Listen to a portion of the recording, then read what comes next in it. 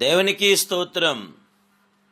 ఇది నా సర్వ పరిపూర్ణుడైన దేవాదేవుడైన యేసుక్రీస్తు ప్రభువారి యొక్క శుభవాగ్దానం. నాకు వేరుగా ఉండి మీరేమీ చేయలేరు. యోహాను సువార్త 15:5. ప్రియా సర్వ పరిపూర్ణుడైన దేవాదేవుని బిడ్డలారా, క్రీస్తు యేసు ఘనమైన నామములో మీ అందరికీ నా యొక్క హృదయపూర్వకమైన శుభాభివందనాలు ఈ ఉదయకాల సమయంలో తెలియజేస్తున్నాను. దేవాదేవుడైన యేసుక్రీస్తు ప్రభువారు మనకిచ్చిన శుభవాగ్దానం, ఆయనకి వేరుగా ఉండి మనం ఏమీ కూడా చేయలేం. ద్రాక్షవల్లి నేను, తీగలు మీరు. ఎవరు నా యందు నిలిచిండునో, నేను ఎవరి యందు నిలిచిండునో వాడు బహుగా ఫలించునంటున్నాడు ఆయన. నాకు వేరుగా ఉండి మీరేమీ కూడా చేయలేరు అని ప్రభు చెప్తున్నాడు. మనం ఫలించాలని, మంచి ఫలం ఫలించాలని, మనం బహుగా ఫలించాలని మన దేవుని కోరిక. కానీ ఇంతగా దేవుని వాక్యమును విని ఉన్నాను, కొన్ని సంవత్సరములుగా ప్రభును నమ్ముకుని ఉన్నాను, ఇంకనూ మారు మనసునకు తగిన ఫలం ఫలించకపోతే ఏంటి లాభం? దేవుని బిడ్డలారా, నేను చెప్పినది ఏమనగా ఆత్మానుసారంగా నడుచుకునుడి, అప్పుడు మీరు శరీరేచ్ఛలను నెరవేర్చరు. శరీరం ఆత్మకును, ఆత్మ శరీరముకును విరోధముగా అపేక్షించును. ఇవి ఒకదానికొకటి వ్యతిరేకంగా ఉన్నవి గనుక మీరేమి నిశ్చయించుదురో వాటిని చేయకుందురు. మీరు ఆత్మచేత నడిపింపబడిన ఎడల ధర్మశాస్త్రముకు లోనైన వారు కారు.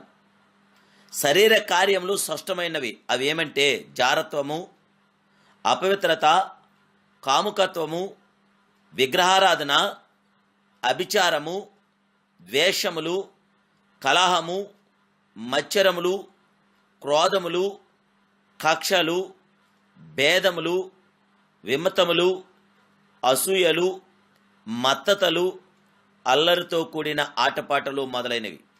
వీటిని గూర్చి నేను మునుపు చెప్పిన ప్రకారం ఇట్టి వాటిని చేయువారు దేవుని రాజ్యంను స్వతంత్రించుకొనరని మీతో స్పష్టముగా చెప్పుచున్నానంటున్నాడు పరిశుద్ధాత్మ దేవదేవుడు. ప్రియ దేవుని బిడ్డలారా, మనము ఇలా లోకానుసారమైన జీవితం మనం జీవిస్తే మనం ఫలించలేం. మన శరీర ఇచ్చలను, మనం శరీర కార్యములను చంపకుండా మనము ఆత్మఫలం ఫలించలేం. చేదైన వేరు కలిగిన చెట్టు మంచి ఫలము ఎలాగ ఫలించును? పనికిమాలిన చెట్టు కాని ఫలములు ఫలించును. మనలో అనేకులము మంచివారుగా ఉండాలని, ప్రేమ, సంతోషము, సమాధానము కలిగి ఉండాలని ఆశిస్తున్నాం.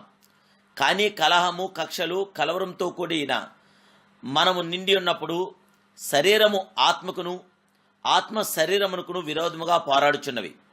మన శరీర కార్యములను చంపి మనము క్రీస్తుతో అంటుకట్టబడినప్పుడే ఆత్మఫలములను ఫలించగలదు. నాలో నిలిచిండువాడు బహుగా ఫలించునని ప్రభు చెప్పుచున్నాడు. ద్రాక్షవల్లి నేను, తీగలు మీరు. ఎవడు నా యందు నిలిచిండునో, నేను ఎవరి యందు నిలిచిండునో వాడు బహుగా ఫలించునన్నాడు పరిశుద్ధాత్మదేవుడు. నాకు వేరుగా ఉండి మీరేమీ కూడా చేయలేరు అంటున్నాడు ఆయన. మీరు బహుగా ఫలించడం వలన నా తండ్రి మహిమపరచబడును.